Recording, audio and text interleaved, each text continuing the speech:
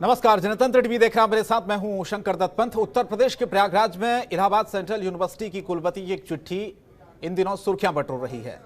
Professor Sangeeta Srivastava ने DM को एक चिट्ठी लिखकर शिकायत की है कि मस्जिद में होने वाली अजान से उनकी नींद में खलल पड़ता है। ऐसे में इस मामले में कुछ कार्रवाई की जाए। प्रोफेसर ने प्रयागराज के डीएम को चिट्ठी लिख इस चिट्ठी में कहा है कि रोज सुबह करीब 5:30 बजे मस्जिद में अजान होती है। ऐसे में लाउडस्पीकर की तेज आवाज उनकी नींद में खलल डालती है। कुलपति ने शिकायत की है कि अजान के कारण नींद बाधित होती है और फिर बाद में नींद नहीं आती उनको, जिसकी वजह से पूरे दिन उनके सिर में दर्द रहता है और इसका असर उनके कामकाज पर भी पड़ता है। हालांकि कुलपति ने अपनी चिट्ठी में यह साफ भी किया है कि वो किसी भी संप्रदाय, जाति या वर्ग के खिलाफ नहीं है, लेकिन एक कहावत का जिक्र करते हुए कहा है कि आपकी स्वतंत्रता वहीं खत्म हो जाती है जहां से मेरी नाक शुरू होती है। मामले में तूल पकड़ा तो पुलिस ने यह कहा कि कानून के मुताबिक कार्रवाई की जाएगी। इसी बीच मस्जिद के इंतजामिया कमेटी के सदस्य मोहम्मद कलीम का भी एक बयान सामने आया है। मोहम्मद कलीम का कहना है कि लाउडस्पीकर की आवाज धीमी कर दी गई है। 4 लाउडस्पीकर के बयान बजाय अब 2 लाउडस्पीकर ही वहां पर लगाए गए हैं। यही नहीं, इन लाउडस्पीकर का रुख भी वीसी के आवाज से विपरीत दिशा में कर दिया गया है।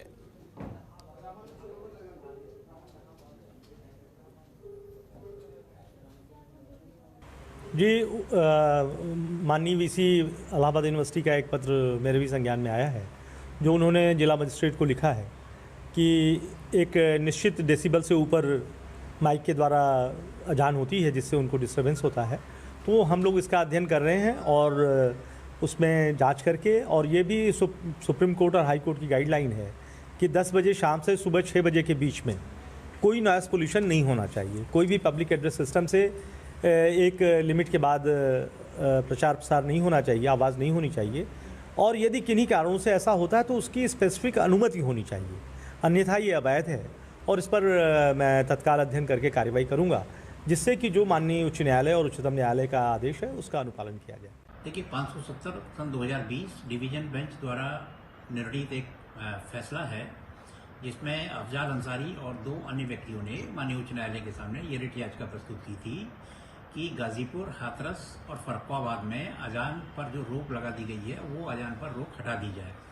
इसमें माननीय उच्च न्यायालय ने माननीय सर्वोच्च न्यायालय के विभिन्न निर्णयों का हवाला देते हुए और इसके अलावा जो पॉल्यूशन कंट्रोल रूल्स हैं उनके नियम 4, 4A, 5 और सेक्शन 6 इनका हवाला देते हुए स्पष्ट रूप से ये कहा है कि रात के 10 बजे से सुबह 6 बजे तक किसी भी प्रकार के कोई लाउड स्पीकर या एम्पलीफायर का प्रयोग नहीं किया जा सकता है।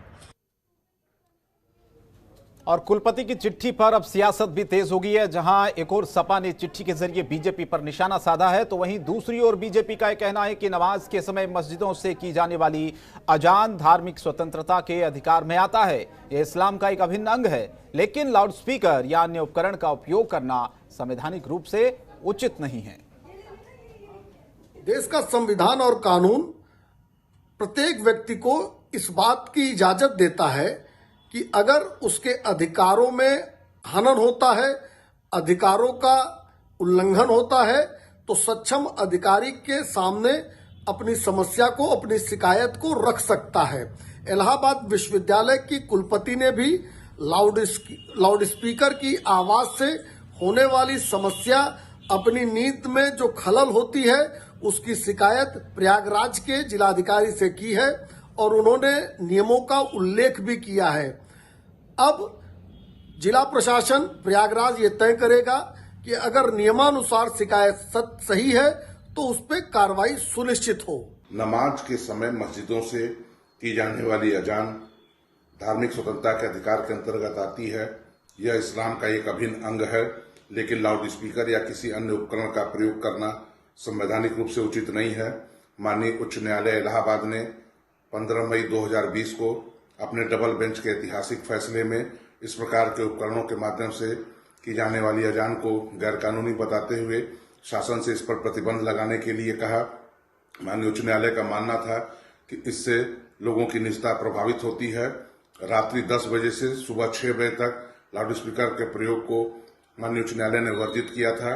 आज इलाहाबाद विश्वविद्यालय के एक बड़े अधिकारी ने इस प्रकार से अपनी नींद प्रभावित होने को मैटर को लेकर जिस प्रकार से मांग की है, उसको उच्च न्यायालय ने पहले ही समझते हुए इस प्रकार के आदेश पारित किए हैं। एक बात मुझे समझ में नहीं आ रही है, जब से भारतीय जनता पार्टी की सरकार इस देश के अंदर में आई है, लगातार यहाँ पे जाति धर्म की राजनीति पे जोर दिया जा रहा है। आखिर क्यों भाई? क्यों नहीं यहाँ पे राष्ट्र निर्माण की बात होती? राष्ट्र निर्माण की बात होगी तो समाज में समाज के विकास की बात होगी। जो यहाँ पे युवा बेरोजगार घूम रहा है, जो बेरोजगारी से आत्महत्या कर रहा है, उसको रोजगार दिलाने की राजनीति होनी चाहिए। महंगाई यहाँ कमर तोड़ है, बेनताब महंगाई है, महंगाई से लोग परेशान है, जीना मुश्किल हो गया है, उस पर चर्चा क्यों नहीं होती? क्यों नहीं चर्चा होती? किसान लगातार यहाँ धरने पे बैठा है, सैकड़ों किसानों की मौतें हो चुकी है, उसके बारे में चर्चा क्यों नहीं होती? महिला सम्मान के बारे में चर्चा क्यों नहीं होती? यहाँ जिस तरह से करप्शन बढ़ा उसके बारे में चर्चा क्यों नहीं होती? सही मायने में अगर राष्ट्र निर्माण की बात करनी है तो समाज के विकास की राजनीति करनी होगी, जाति धर्म की राजनीति बंद करनी होगी। और वहीं संत समाज भी कुलपति की मांग का समर्थन कर रहा है। हनुमानगढ़ी के पुजारी राजू दास ने मुस्लिम बाहुल स्थानों पर बड़े माइकों को बांधे जाने पर भी सवाल उठाए हैं। क्या कुछ कहा उन्होंने, सुने जरा।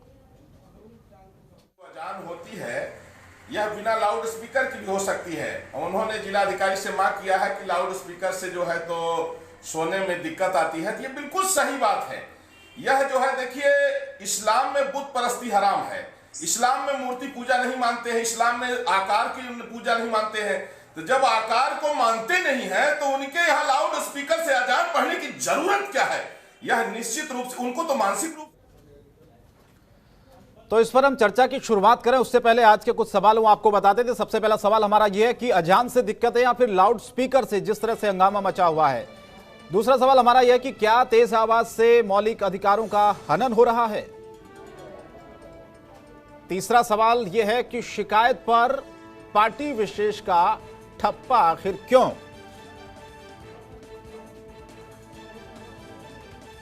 तो 3 सवाल हैं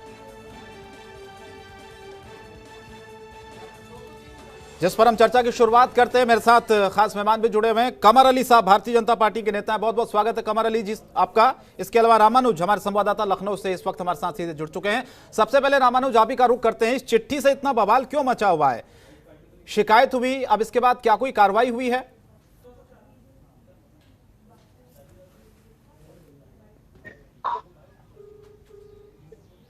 रामानुज, आपको आवाज आ रही है?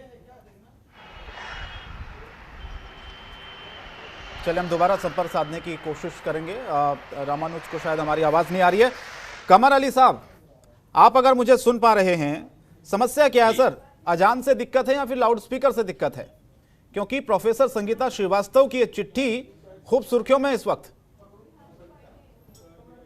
शंकर जी, एक बात आपको अवगत कराना बहुत जरूरी है और लोगों को, जो लोग देख रहे हैं उनको भी अवगत कराना बहुत जरूरी है। 2017 में इलाहाबाद हाईकोर्ट ने एक आदेश दिया था, चाहे मंदिर हो, चाहे मस्जिद हो, चाहे गुरुद्वारा हो, चाहे चर्च हो जी, उन्होंने एक मानक तय किया था कि इस मानक के तहत अजान होगी। गुरुद्वाराओं को, जितने भी धार्मिक स्थल है उनके लिए तय किया गया था। और उसमें जो बीट का सिपाही था उसने मस्जिद, गुरुद्वारे, मंदिर जाके उसने बताया था कि इस फॉर्म को आपको भरना है, माननीय इलाहाबाद हाईकोर्ट को अवगत कराना है। वो मानक तय कर दिए गए थे। उस मानक के अनुसार सारे धर्म स्थल पे अजान हुई। गुरुद्वारा, मंदिर, मस्जिद, सारे धर्म स्थल आ गए। एक का नाम लेना ठीक नहीं है जी जी, क्योंकि हमारी सरकार सबकी बात करती, सबके विश्वास पे सरकार हमारी चल रही है। तो जो मानक उसने हाई कोर्ट ने तय किए और सारा डाटा हमारे पास है, हमारी सरकार के पास, माननीय इलाहाबाद हाई कोर्ट को हमने अवगत कराया।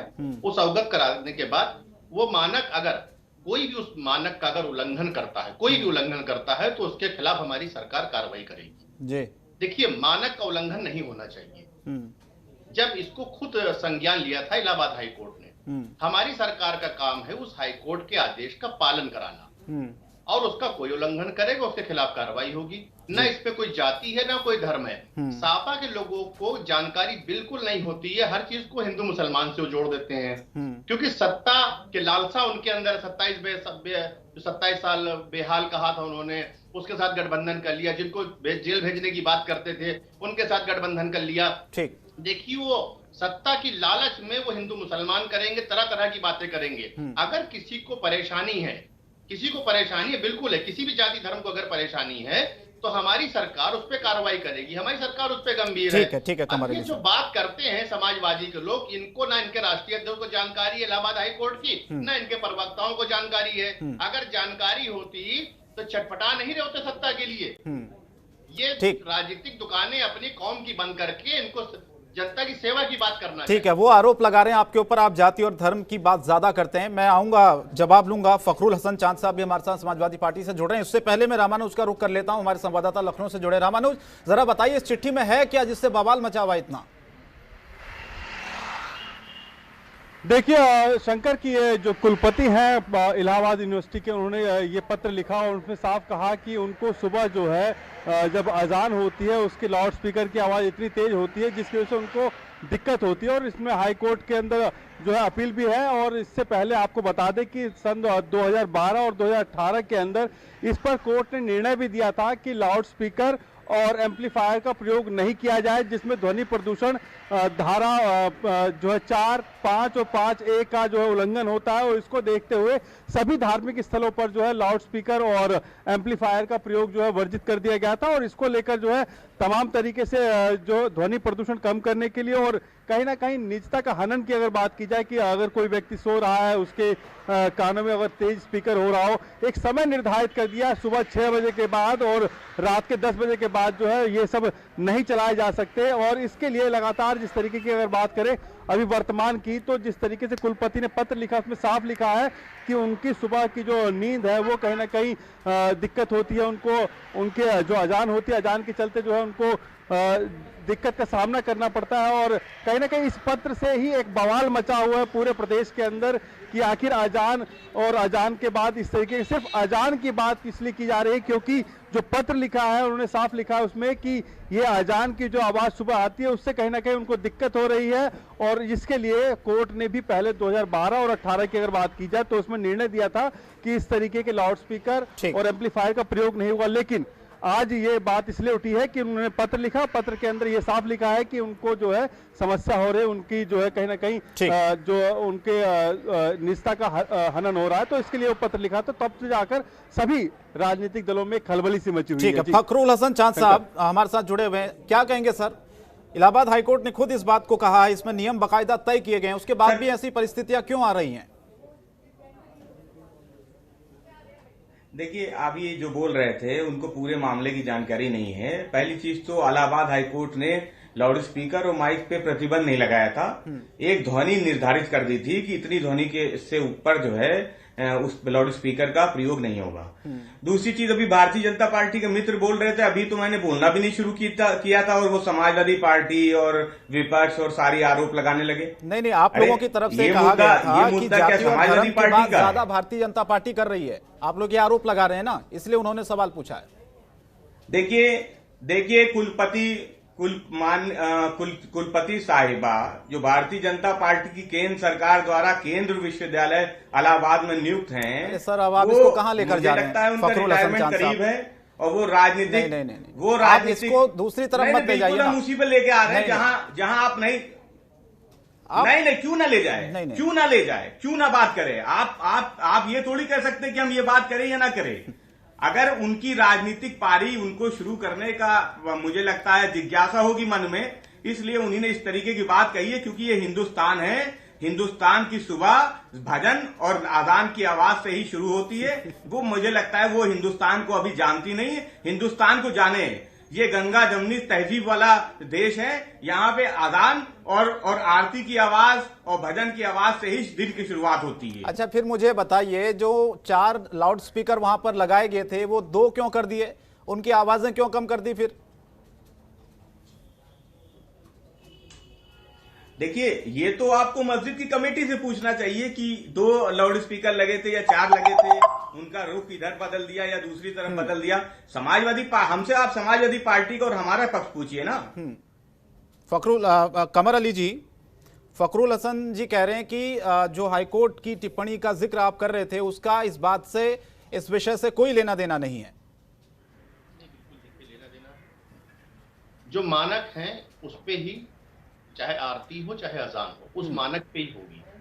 ये इलाहाबाद हाईकोर्ट का आदेश है, जो भी उसका उल्लंघन करेगा उसके खिलाफ कार्रवाई होगी। जब हमने सारे लोगों ने एक दस्तावेज भर के दिया है। 17 में बात उठी थी कि 18 में इलाहाबाद हाई कोर्ट का अवगत करा दिया, 12 में इनकी सरकार थी लेकिन इन 12 में कोई कार्रवाई नहीं करी थी, क्योंकि हर चीज को इनका काम था पेंडिंग में छोड़ने का। हम पेंडिंग में नहीं छोड़ते, हम किसी भेदभाव की बात नहीं करते हैं। हर धार्मिक स्थल से एक डाटा कलेक्ट हुआ है और उसके बाद जो है फार्मा भरा गया है, उसमें हर एक ने अपना अपना भर के दिया है कि इस ध्वनि पे हम आरती करेंगे, इस ध्वनि पे हम अजान करेंगे। अगर उसका उल्लंघन होगा तो उनके खिलाफ कार्रवाई होगी। इसमें धार्मिक मसले को जोड़ के नहीं देखना चाहिए। अभी मैं जो फकरुल भाई जो कह रहे थे, इस बात को इनके प्रवक्ता भी समाजवादी भदौरिया जी जो शब्दों का हिंदू मुसलमान का इस्तेमाल कर रहे थे, मैंने उस बात पे दोहराई थी। आप बोलिए, आपको बोलने का हक है, मतलब भाई भाई को मत लड़ाइए, भाई भाई के खिलाफ मत जाइए। आप राजनीतिक दल हैं, आप बिल्कुल बात करिए, लेकिन हर जगह हिंदू मुसलमान को मत लेके आइए। जो इलाहाबाद हाईकोर्ट का आदेश है उसके ऊपर काम हमारी सरकार कर रही है, उसमें अपनी राजनीतिक रोटियां सेकना बंद करिए। उसमें मामले में हर चीज को राजनीतिक एंगल से मत देखिए। चले मैं जवाब, हिंदुस्तान में हर एक आदमी अपनी बात को रख सकता है। हाँ। और ये मुल्क हमारा दुनिया में सबसे अच्छा मुल्क है, जहाँ हर एक आदमी को आजादी है, अपनी धार्मिक आजादी है हर हिंदुस्तान में। ठीक, फखरुल हसन चांद साहब जवाब दीजिए। कमर अली साहब ने जो सवाल पूछा था, आप जाति धर्म से इसको क्यों जोड़ रहे हैं? क्योंकि कुलपति ने अपनी चिट्ठी में साफ साफ ये कहा है कि वो किसी संप्रदाय, जाति या वर्ग के खिलाफ नहीं है, बिल्कुल भी। उन्हें परेशानी हो रही है व्यक्तिगत तौर पर, इसलिए उन्होंने आवाज उठाई है। नहीं तो मैंने बिल्कुल, देखिए किसी को कहीं कोई दिक्कत है वो अपनी बात कह सकते हैं, लेकिन हम कहना चाहते हैं कि ये देश हिंदुस्तान की संस्कृति रही है। हिंदुस्तान में जब सुबह होती है तो अजान से वो भजन से ही होती है। और कुलपति साहिबा की दिक्कत, मैं फिर कह रहा हूं कि कुलपति साहिबा की दिक्कत अजान या भजन नहीं है, कुलपति साहब की दिक्कत कुछ और है।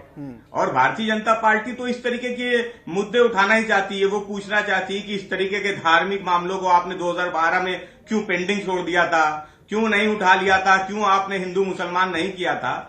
तो हम अपने मित्र को बताना चाहते हैं कि समाजवादी पार्टी हम इसलिए नहीं उठाए थे क्योंकि हमें एक्सप्रेसवे बनाना था, हम इसलिए नहीं उठाए थे क्योंकि हमें छात्रों को लैपटॉप देना था, हमने इसलिए नहीं उठाया था क्योंकि हमें स्टेडियम बनाना था, हमें किसानों के लिए काम करना था, हमें नौजवानों के लिए काम करना था, हमें गरीबों के लिए काम करना था। क्योंकि जब सरकार हमारी चुन के आई थी तो 2012 से 17 के बीच में हमें हिंदू और मुसलमान के लिए देश की जो प्रदेश की जनता है उसने नहीं चुनी थी। माननीय अखिलेश यादव जी को इसलिए चुना था क्योंकि अखिलेश यादव जी में जो नौजवान है, किसान है, उनको एक आशा नजर आ रही थी कि वो काम करेंगे और उन्हीं ने उस काम को उनकी उम्मीदों पे खरे उतरे थे। तो हम हिंदू मुसलमान करना नहीं चाहते, इसलिए भारतीय जनता पार्टी को दिक्कत है कि हम इनकी भाषा के लिए बोल रहे हैं। जो ये काम करते हैं उस पे देखिए, जनता अगर जनता ने हमें वोट नहीं दिया और हमारी सरकार नहीं बनी तो हमें इसका कोई मलाल नहीं है। जनता ने 5 साल 4 साल भारतीय जनता पार्टी की सरकार को देख लिया है और भारतीय जनता पार्टी इसलिए परेशान है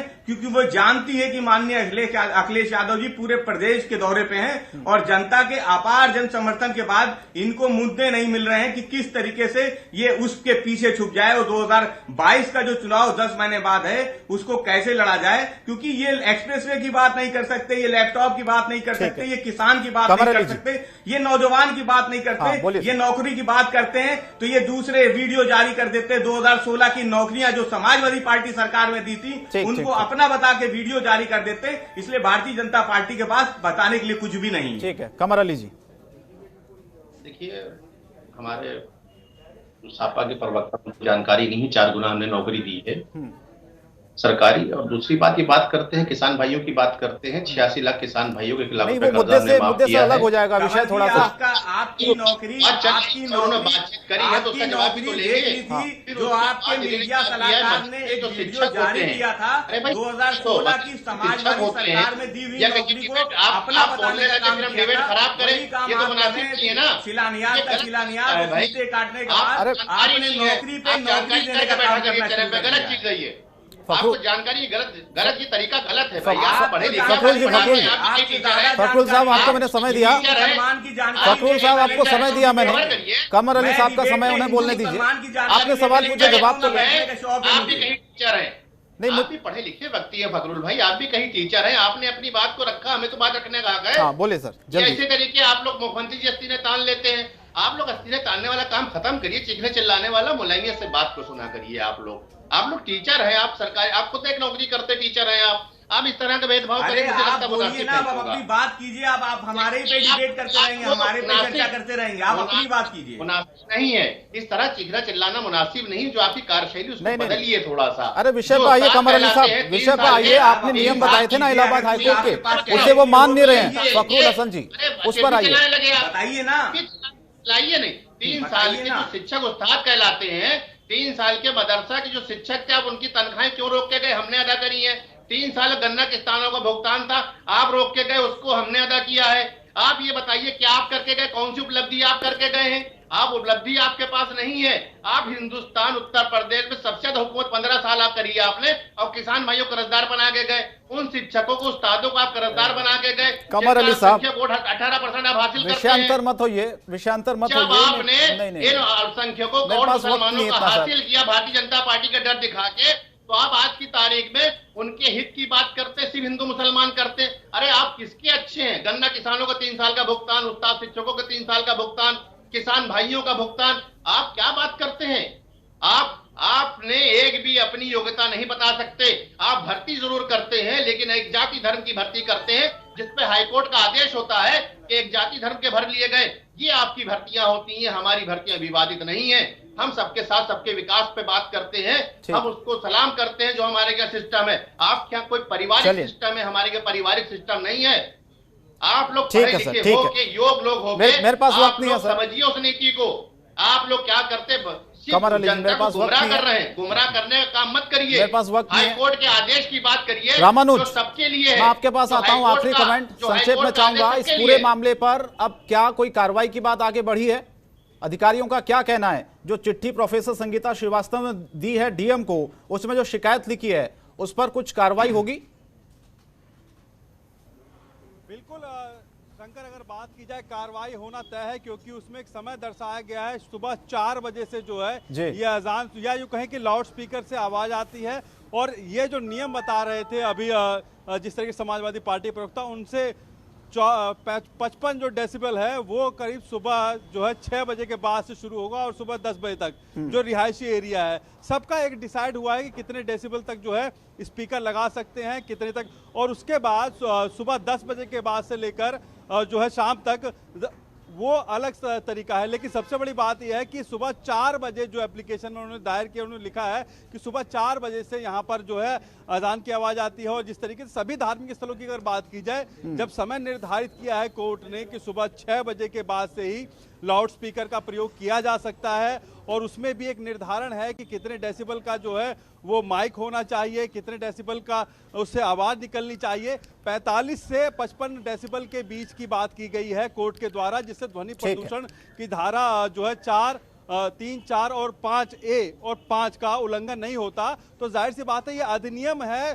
ध्वनि प्रदूषण का 6 का, कि जिसके तहत जो है दंडात्मक कार्रवाई तय है। ये माना जा रहा है कि इस पर आला अधिकारी जो है अब इस मामले को संज्ञान में लिया है। तो जाहिर सी बात है सुबह 4 बजे से किसी की भी जो है नींद खराब नहीं किया, चाहे किसी भी धर्म का। ठीक है, बहुत बहुत धन्यवाद। मेरे पास वक्त कम है, और जो मोहम्मद कलीम है उन्होंने खुद इस बात को कहा है कि जो 4 स्पीकर पहले लगे थे उनको 2 कर दिया गया है, और उनका जो रुख है वो मोड़ दिया गया है, वीसी के आवाज के विपरीत दिशा में उनको कर दिया गया है। और आप भी कह रहे हैं कि कार्रवाई होना तय है। सवाल भी हमारा यही था कि अजान से दिक्कत है, अभी लाउड स्पीकर से है, और सवाल ये भी था कि क्या तेज आवाज से मौलिक अधिकारों का हनन हो रहा है। इस पर आरोप ये लगे हैं भारतीय जनता पार्टी पर, जिस तरह समाजवादी पार्टी ने कहा कि जाति और धर्म की राजनीति भारतीय जनता पार्टी यहां पर कर रही है। लेकिन जो नियम है, जो आदेश है कोर्ट के, उसे तो सबको ही मानना पड़ेगा। फिलहाल आप सभी मेहमानों का बहुत बहुत शुक्रिया हमारे इस चर्चा में शामिल होने के लिए। आज के लिए इतना ही, लेकिन जनतंत्र टीवी पर खबरें जारी रहेंगी। नमस्कार। खबरों के निष्पक्ष विश्लेषण के लिए सब्सक्राइब करें Janatantra TV and press the bell icon. Never miss any update.